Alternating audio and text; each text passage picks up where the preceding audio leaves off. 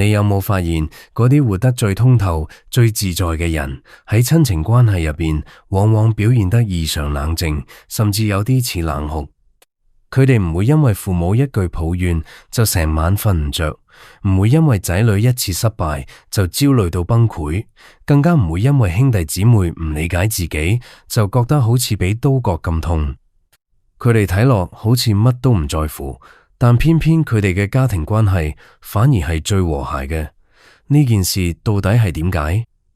今日我要同你講一個被世人誤解咗成千年嘅真相。呢個真相藏喺佛學最深處嘅智慧入邊，但好少人真正讀得明。《金剛經》入邊有一句話：應無所住而生其心。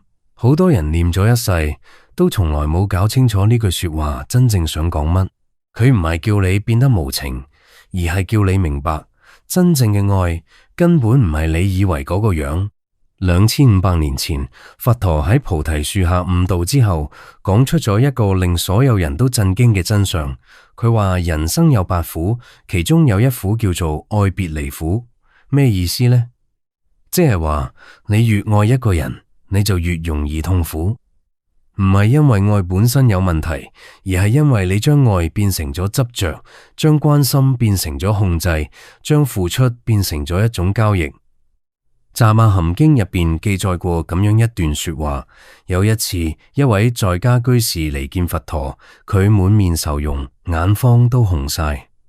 佛陀問佢發生咩事，佢話：世尊啊，我個仔唔聽我講，我每日都擔心佢，為佢操碎晒個心，但佢一啲都唔領情，我真係唔知應該點算。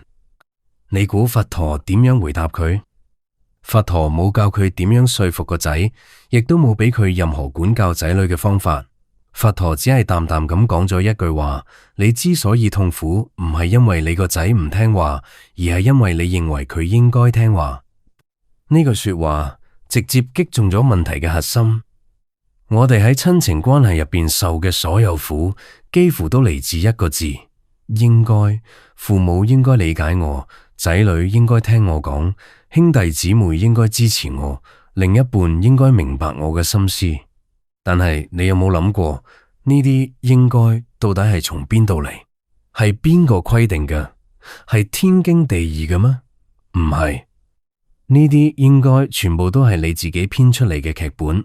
你喺心入邊寫好咗一個故事，規定咗每個人嘅角色同對白，然後你期待佢哋按照你嘅劇本去演。但現實係咩呢？現實係每個人都有自己嘅劇本，冇人會完全按照你嘅想法去生活。當現實同你嘅劇本唔一致嘅時候，你就開始痛苦。佛學入邊有一個非常重要嘅概念，叫做緣起性空。意思係話，世間一切事物，包括人同人之間嘅關係，都係因緣和合而生，唔係固定不變，而係時時刻刻都喺度變。你嘅父母唔會永遠都係你記憶入邊嗰個樣，你嘅仔女唔會永遠都需要你，你嘅兄弟姊妹亦都唔會永遠企喺你嗰邊。呢個唔係悲觀，呢個係事實。當你真正接受咗呢個事實，你先可以從嗰啲無謂嘅執着入邊解脫出嚟。你先會明白，真正嘅愛唔係捉實，而係放手；唔係控制，而係祝福；唔係要求對方變成你想要嘅樣，而係容許對方成為佢自己。呢個就係點解嗰啲活得通透嘅人喺親情入邊睇落咁冷靜，甚至有啲冷酷。因為佢哋已經睇透咗所謂嘅熱情同關心，如果建立喺執着同控制之上，根本就唔係愛，而係一種變相嘅傷害。接落嚟，我要講3個故事俾你聽。呢3個故事嚟自唔同時代、唔同背景，但佢哋全部都指向同一個真相。聽完呢3個故事，你會對親情入邊嘅冷酷有一個全新嘅理解。第一個故事發生喺佛陀時代，喺佛陀10大弟子入面，有一位神通第一嘅尊者，名叫目犍連。目犍連有幾厲害呢？佢可以用神通睇到三界六道一切，可以一瞬間由人間飛到天上，可以用意念移動山河。喺當時，幾乎冇人嘅神通比佢更加強大。但就係咁樣，一位神通廣大嘅尊者，卻有一件事令佢痛苦不已。目犍連嘅母親生前係一個貪婪、吝嗇、唔信因果嘅人。佢死後因為自己做落嘅惡業，墮入咗餓鬼道，受盡飢餓同痛苦嘅折磨。目犍連用神通睇到母親嘅處境，心如刀割。佢諗，我有咁大嘅神通，我一定要救母親出嚟。於是佢用神通變出美食，親自送到母親面前。但你知唔知發生咗咩事？嗰啲食物一到母親嘴邊，就即刻化成火焰，根本冇辦法入口。目犍連試咗一次又一次，用盡各種方法，始終都冇辦法改變母親嘅處境。佢絕望咗，跑去揾佛陀。跪喺地上痛哭流涕，世尊，我神通第一，點解連自己嘅母親都救唔到？請你話我知，我應該點做？佛陀望住佢，沉默咗好耐，然後講咗一句話，呢句話震動咗目犍連，亦震動咗在場所有人。佛陀話：目犍連，你嘅神通再大，都冇辦法代替你母親自己嘅業力。每個人嘅業都係自己做出嚟，亦只能夠由自己去承受。你救唔到佢，唔係因為你唔夠厲害，而係因為呢件事本來就唔係你可以救得起。目犍連愣住咗，佢從來冇諗過呢個問題。佢一直以為只要自己夠強大，就可以保護自己所愛嘅人。但佛陀話俾佢知，呢個世界上有啲事係任何力量都無法改變嘅。但故事仲未完。佛陀接住話，雖然你一個人救唔到佢，但有一個方法可以幫佢減輕業障。每年7月15日係僧眾結下安居圓滿嘅日子，嗰一日十方僧眾嘅功德最為殊勝。如果你可以喺嗰一日用至誠嘅心供養十方僧眾，再將呢份供養嘅功德回向俾你母親，就有可能幫佢脫離苦海。目犍連照做咗。去到7月15日嗰日，佢準備咗最好嘅供養，用最虔誠嘅心供養十方僧眾。奇蹟發生咗，佢母親因為呢份功德，終於由餓鬼道入邊脫離出嚟，得到解脫。呢個就係盂蘭盆節嘅由來。但係我要同你講嘅唔係呢個節日嘅來歷，我要同你講嘅係呢個故事背後更深層嘅意思。你有冇留意到，目犍連一個人嘅時候，用盡神通都乜都救唔到，但當佢放低我一定要救佢呢個執念，轉而借助十方僧眾嘅力量，反而成功咗。呢個說明咩？說明真正嘅幫助唔係你一個人死撐逞強，真正嘅智慧係知道咩係你做得到，咩係你做唔到。目犍連之所以可以救母，唔係因為佢變得更加厲害，而係因為佢終於承認咗自己嘅無能為力。呢個道理放喺親情關係入邊都一樣。你想改變你嘅父母，想佢哋開明啲，理解你多啲；你想改變你嘅仔女，想佢哋聽話啲，上進啲；你想改變你嘅另一半，想佢哋體貼啲，懂你多啲。但你有冇諗過？你憑咩覺得自己可以改變一個人？連神通第一嘅目犍連都做唔到嘅事，你憑咩覺得你可以做到？當你承認呢一點，當你真正接受我改變唔到任何人呢個事實，你就會發現你心入邊嗰個重擔一下子就放低咗。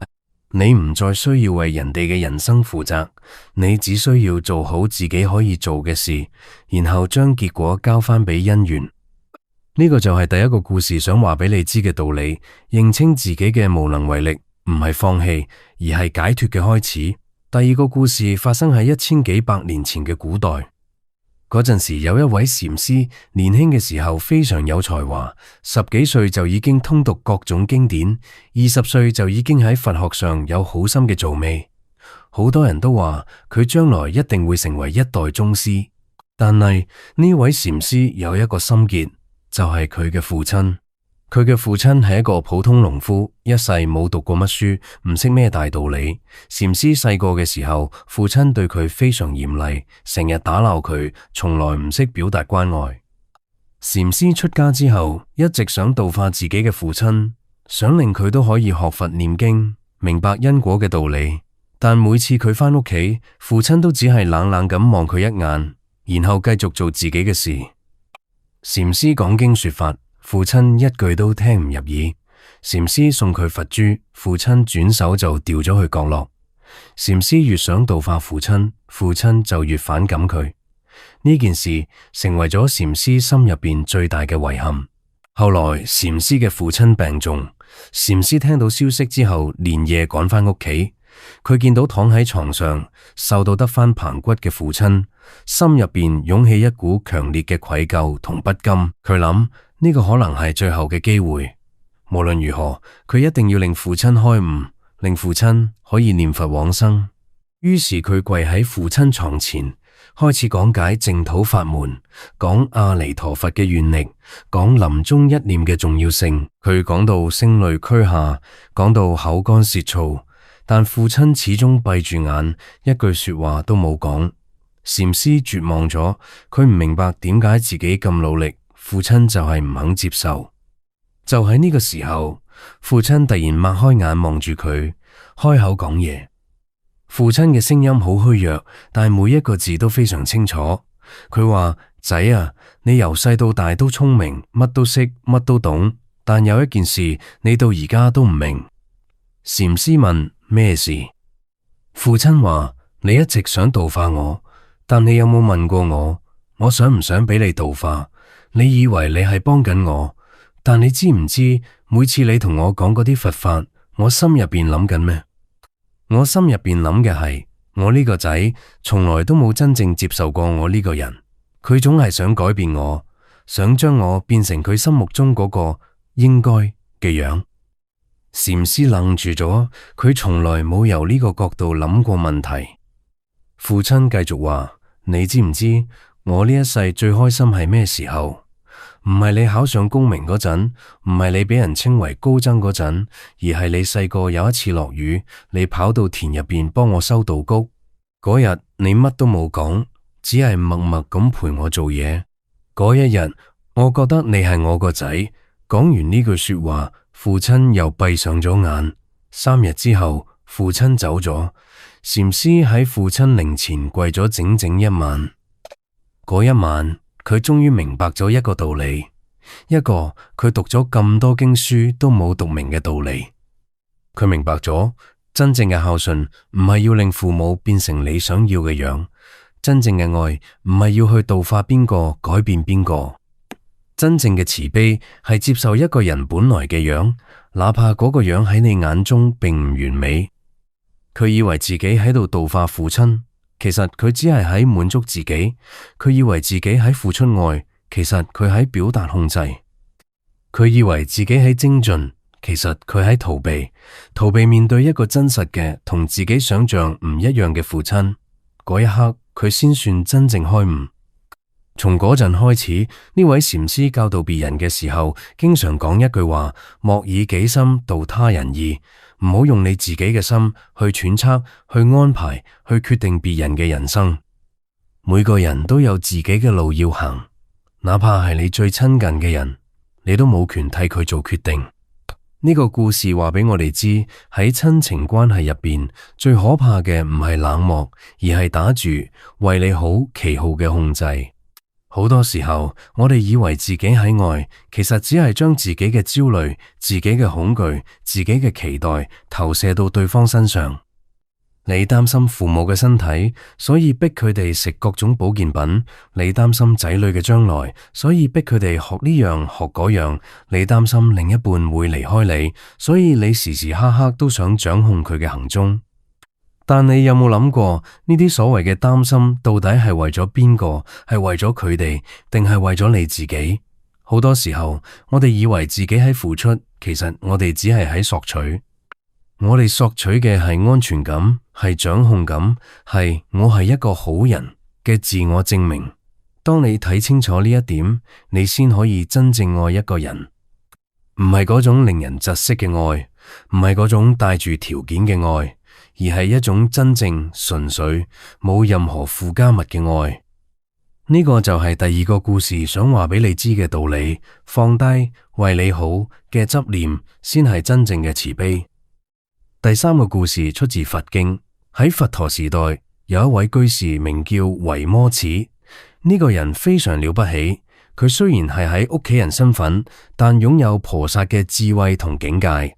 佢通達一切佛法，辯才無礙，就連佛陀好多大弟子喺佢面前都自嘆不如。有一日，維摩詰病咗，消息傳出去之後，好多人都想去探望佢。佛陀知道呢件事之後，就叫弟子們輪流去探望維摩詰，順便同佢論法。但奇怪嘅事發生咗，佛陀嘅大弟子一個接一個推辭，話自己唔敢去。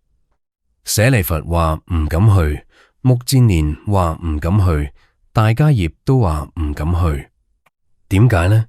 因為佢哋以前都曾經同維摩詰有過對話，每次都俾維摩詰問到啞口無言，所以佢哋都唔好意思再去。最後只有文殊菩薩願意去。文殊菩薩帶住一班人嚟到維摩詰嘅住所，佢哋入門之後，發現維摩詰瞓喺床上，睇落病得唔輕。文殊菩薩就問佢：居士，你嘅病係從邊度嚟嘅？維摩詰嘅回答非常有意思，佢話：我嘅病係從眾生嘅病入面嚟嘅，因為眾生病咗，所以我亦都病咗。眾生嘅病幾時好，我嘅病就幾時好。呢句說話聽落好似好慈悲，係嘛？但係如果你只係睇到呢一層，咁你仲未睇到維摩詰真正想講嘅係咩？接落嚟，文殊菩薩又問咗一個問題：咁菩薩應該點樣去慰問病人呢？維摩詰嘅回答令所有人都震驚咗。佢話唔應該令病人產生更多執着，亦都唔應該令病人產生更多厭惡。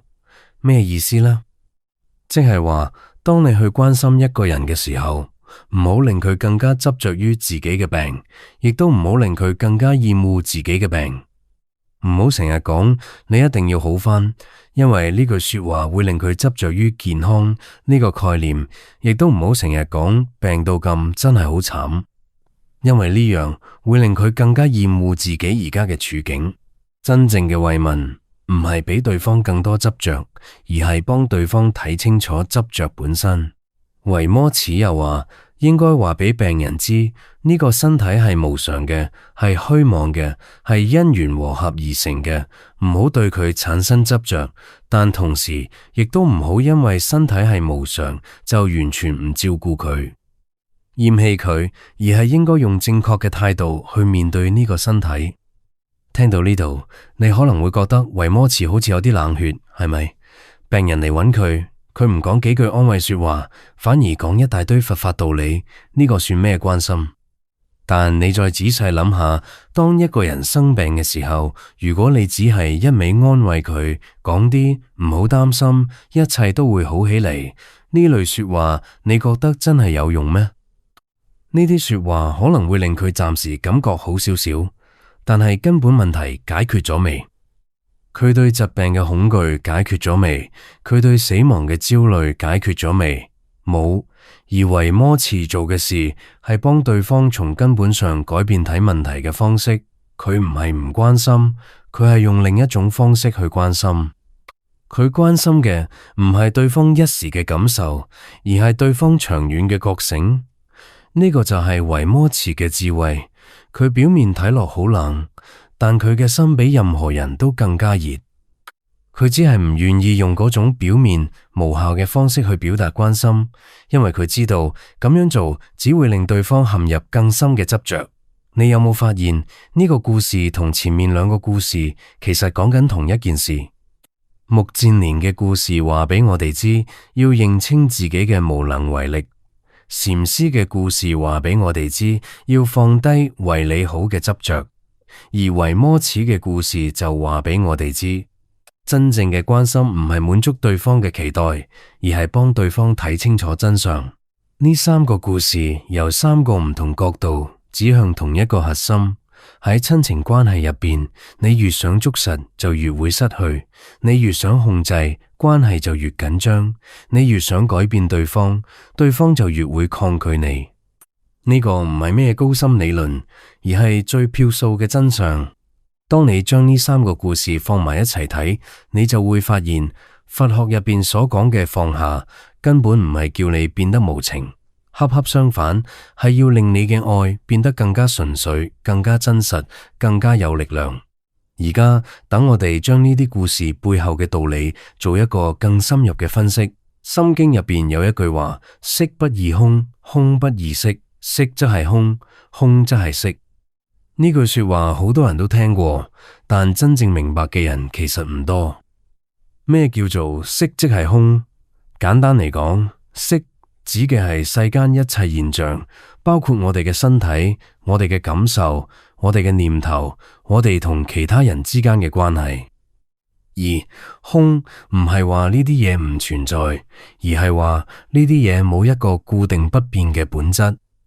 你今日嘅父母同10年前嘅父母係咪同一個人？從名字上嚟講係，但從本質上嚟講，佢哋時時刻刻都喺度變。佢哋嘅身體喺變，佢哋嘅想法喺變，佢哋同你之間嘅關係亦都喺變。你執着嗰個父母，其實只係你心入邊嘅一個概念，一個標籤。真實嘅父母每一秒都係新嘅。當你明白咗呢一點，你就唔會再執着父母應該係咩樣，因為根本唔存在一個固定嘅應該。一切都喺變，一切都係因緣和合嘅產物，一切都唔係你可以控制。呢個唔係悲觀，呢個係解脫。龍樹菩薩喺中論入邊講：眾因緣生法，我話即是空，亦為是假名，亦係中道義。一切因緣而生嘅事物都係空嘅，都係假名嘅，都係冇固定本質嘅。但呢個唔代表佢哋唔存在，亦都唔代表我哋唔需要去面對佢哋。中道嘅意思就係既唔執着於有，亦都唔執着於無，既唔認為關係係永恆不變，亦都唔因為佢會變就完全唔在乎。你同屋企人嘅關係就好似一朵花一樣，佢會盛開，亦都會凋謝。佢靚嘅時候，你欣賞佢；佢凋謝嘅時候，你唔執着於佢。你唔會因為佢會凋謝就唔去欣賞佢，你亦都唔會因為佢曾經靚過就強求佢永遠唔變。呢個就係佛學入邊所講嘅不住，不住於過去，不住於未來，只係安住喺當下。當你可以用呢種心態去面對親情關係，你會發現好多原本令你痛苦嘅事，突然就冇咁痛苦。你唔再需要父母認可你，先覺得自己有價值；你唔再需要仔女成功，先覺得自己係好父母；你唔再需要另一半完美，先覺得呢段婚姻值得。你只係安安靜靜咁喺呢段關係入邊做好自己可以做嘅事，然後隨緣。呢個就係冷酷背後真正嘅意思。佢唔係唔在乎，而係唔執着；佢唔係無情，而係一種更高層次嘅友情。好，講咗咁多道理，你可能會問，具體應該點做呢？有冇咩實際方法可以喺日常生活入邊實踐呢啲智慧？有。接落嚟，我會俾你4個層次嘅修行方法，由淺到深，你可以根據自己嘅情況去選擇。第一個層次叫做認清界限，呢個係最基礎嘅一步，亦都係最重要嘅一步。你需要非常清楚咁認識到咩係你可以控制，咩係你控制唔到。你可以控制嘅係咩？係你自己嘅言行，係你自己嘅態度，係你自己嘅選擇。你控制唔到嘅係咩？係別人嘅想法，係別人嘅感受，係別人嘅決定。好多人喺親情關係入邊痛苦，就係因為佢哋搞亂咗呢2樣嘢。佢哋想控制別人嘅想法，想改變別人嘅感受，想替別人做決定，但呢啲本來就唔係你控制得到嘅事。一個好簡單嘅練習方法係，當你覺得痛苦嘅時候，問自己一個問題：呢件令我痛苦嘅事，係喺我控制範圍之內，定係喺我控制範圍之外？如果係你控制範圍之內，咁就去改變佢；如果係你控制範圍之外，咁就接受佢，就係咁簡單。第2個層次叫做放低應該，呢個比第1個層次更難，因為應該呢樣嘢已經深深刻咗喺我哋個腦嘅底層。父母應該愛仔女，仔女應該孝順父母，夫妻應該互相理解，兄弟姊妹應該互相幫忙。呢啲應該睇落好似天經地義，但佢哋恰恰就係痛苦嘅根源。點解呢？因為呢啲應該全部都係你設定嘅標準，唔係對方設定嘅。你用你嘅標準去要求人哋，人哋當然未必做得到。就算偶爾做到，你都會覺得係理所當然，唔會感恩，只會覺得本來就應該咁樣。一個好好嘅練習方法係，每當你心入邊冒出佢應該呢個念頭嘅時候，即刻將佢換成如果佢可以咁就好，如果唔得亦都冇關係。例如媽媽應該理解我，換成如果媽媽可以理解我咁就好，如果唔得亦都冇關係。老公應該記得我哋嘅紀念日，換成如果老公可以記得咁就好，如果唔得我可以提醒佢，或者我自己慶祝。仔女應該聽我講，換成如果仔女可以聽我嘅建議咁就好，如果唔得佢亦都有佢自己嘅考慮。第三個層次叫做睇見投射，呢個層次就更加深。前面講過，好多時候我哋以為自己喺關心別人，其實只係喺投射自己。我哋將自己嘅恐懼投射到父母身上，所以拼命想令佢哋健康。我哋將自己嘅焦慮投射到仔女身上，所以拼命想令佢哋成功。我哋將自己嘅不安全感投射到另一半身上，所以搏命想控制佢。當你可以睇見呢啲投射嘅時候，你就可以將佢哋收返嚟。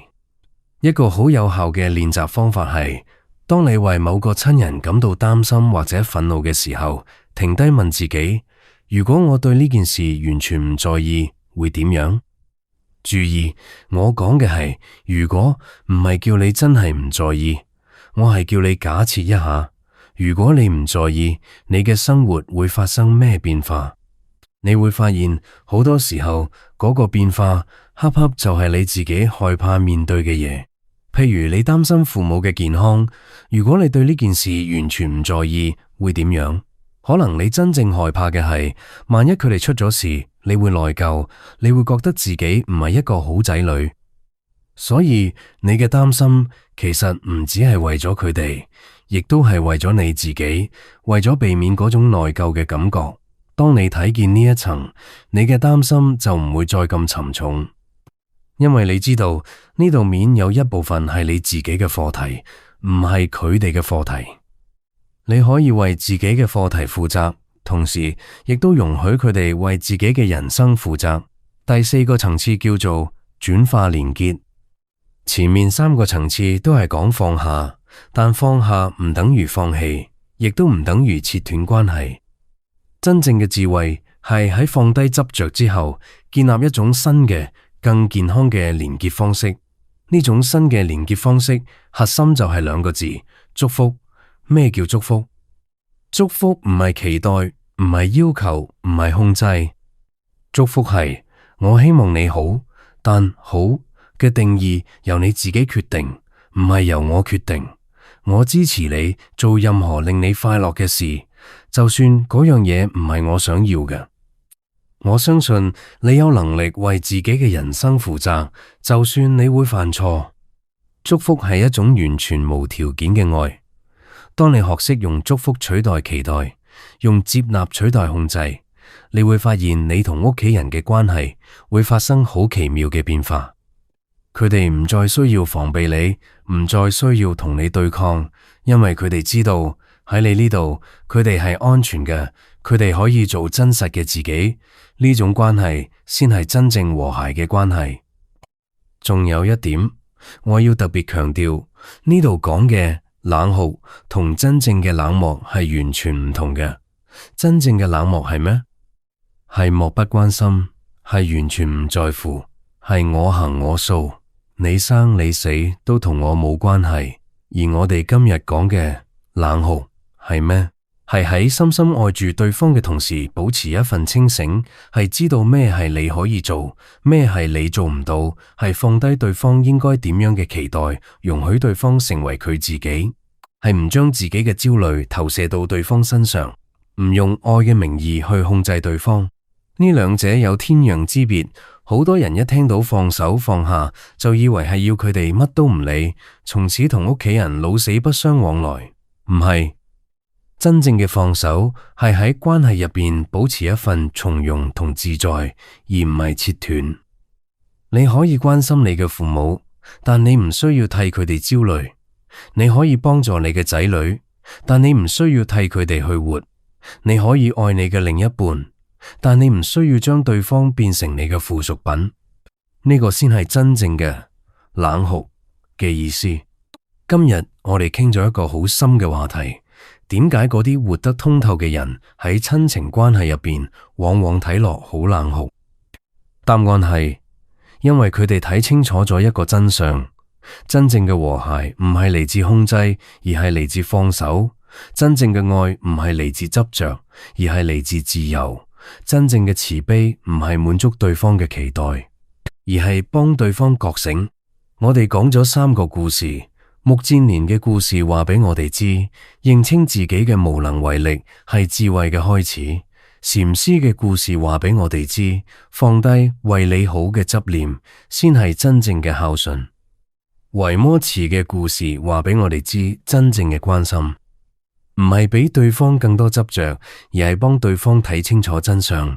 我哋亦都講咗4個層次嘅修行方法：認清界限、放低應該、睇見投射、轉化連結。呢4個層次由淺入深，你可以根據自己嘅情況慢慢練習。而家我想問你一個問題：喺你嘅人生入邊，有冇咁一個人，你一直想改變佢，一直想令佢變成你心目中嗰個應該嘅樣？可能係你嘅父母，可能係你嘅仔女，可能係你嘅另一半，亦都可能係你嘅兄弟姊妹。你願唔願意由今日開始試下放低嗰個應該？唔係放棄佢，唔係唔理佢，只係放低你對佢嘅執着，放低你對佢嘅期待，放低你對佢嘅控制，然後睇下會發生咩事。你可能會發現，當你放低嗰一刻，你心入邊會有一種從來未試過嘅輕鬆。